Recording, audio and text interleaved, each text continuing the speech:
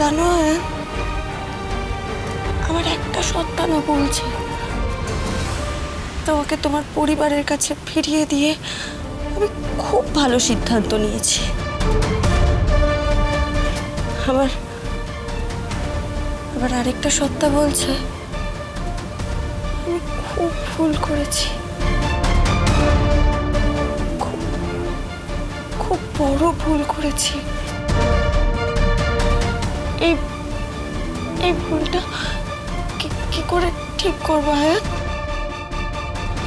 এই ভুলটা থেকে বাঁচার কি কোনো উপায় নেই? হ্যাঁ হ্যাঁ, তোমার আর আমার একসাথে কত ভালো ভালো মেমোরিজ আছে, মনে পড়ে তোমার? হ্যাঁ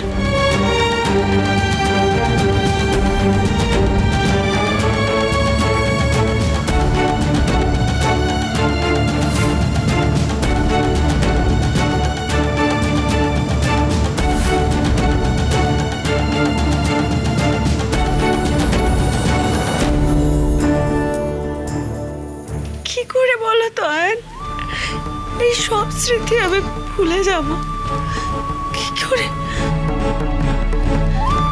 করে আমি তোমাকে ছাড়া বাঁচবো আয়ন? কি করে?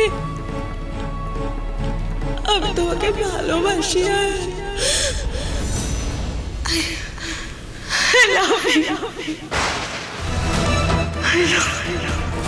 আমরা বন্ধু থাকতে পারি না মোহনা?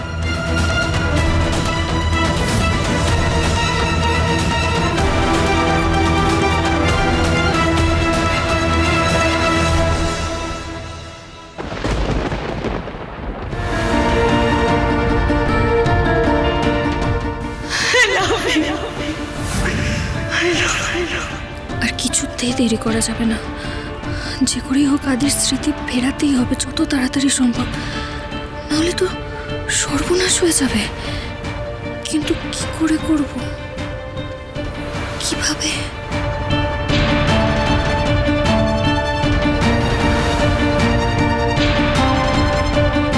এত টেনসড লাগছে কেন তোমার? কি হয়েছে? সিদ্ধি, রমিত, সমিত ওদেরকে একটু ডাক না, আমার সবার সাহায্য চাই, তাড়াতাড়ি ডাক।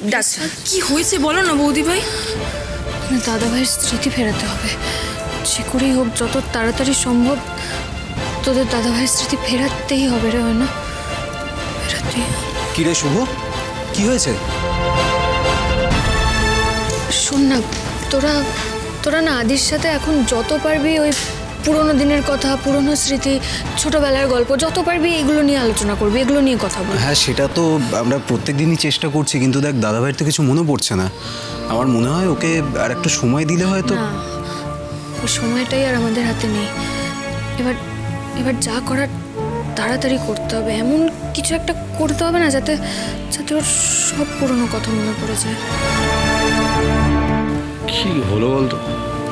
যে শুভ আমাদের সবাইকে সামলাচ্ছিল, বোঝাচ্ছিল যে বড়দা ভাইকে একটু সময় দেওয়া উচিত, হঠাৎ আজকে এত প্যানিক করছে কেন? আচ্ছা বলছি যে আমার না মাথায় একটা প্ল্যান এসেছে, মানে আমরা যদি একটু অন্যরকমভাবে কিছু করতে পারি তাহলে হয়তো কাজে দেবে, আর এইটাতে আমার বাড়ির সবার সাহায্য লাগবে। রমিত, বিশেষ করে তোর সাহায্য। আমি কি করব? তুই না অ্যাক্টর, তোকে অভিনয় শেখাতে হবে। শুভ, তুই কি প্ল্যান করছিস বলতো? বলছি, এদিকে আয় তোরা।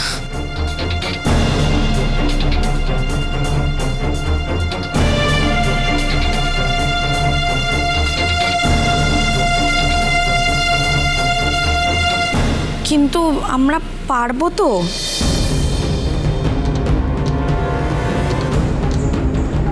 মোহনাকে আটকাতে গেলে যে করেই হোক আদি স্মৃতি আমাকে ফেরাতেই হবে।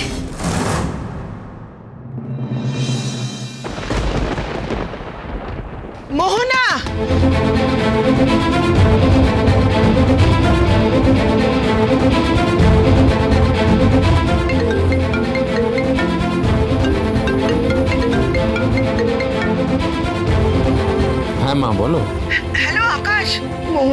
অবস্থার অবনতি ঘটছে রে। আমার প্রচন্ড টেনশন হচ্ছে। আজকে ও কাউকে না বলে আবার বাড়ি থেকে বেরিয়ে গিয়েছিল। আমার মনে হয় ও আদ্রিতের বাড়িতেই গিয়েছিল। কি করি বলতো? হ্যাঁ, আমার তো মাথায় কিচ্ছু আসছে না।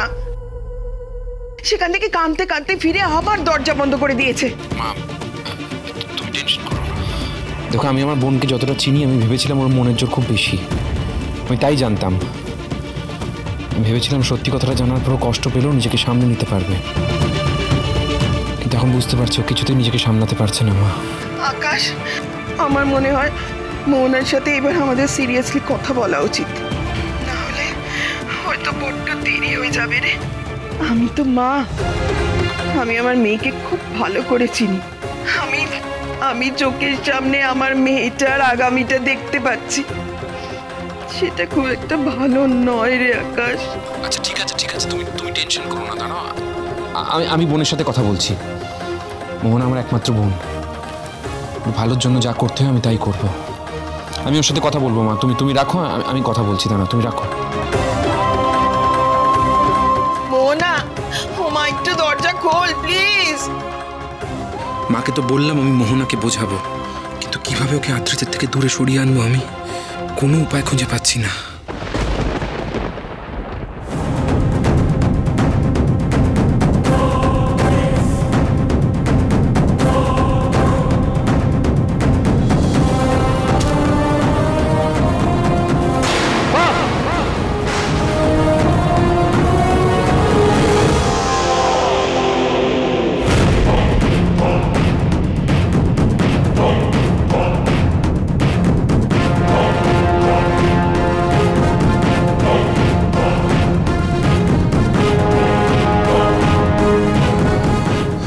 ওষুধ খেয়ে ঘুমিয়ে পড়েছিলাম, কিন্তু সন্ধে হয়ে গেল, কেউ ডাকলো না আমার। কারোর কোনো সারা শব্দ নেই। কোথায় গেল সবাই? শুভলক্ষ্মী, শুভলক্ষ্মী,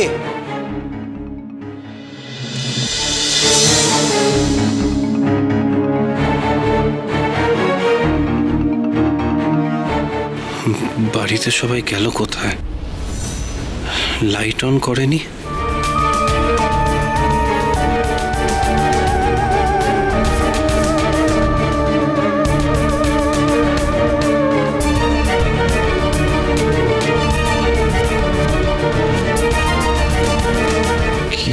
কি যেন নাম?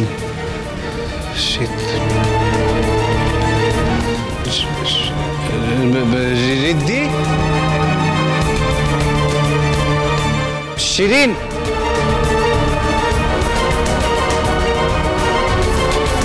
অয়না, বাড়িতে কেউ নেই নাকি? শুভলক্ষ্মী, শুভলক্ষ্মী,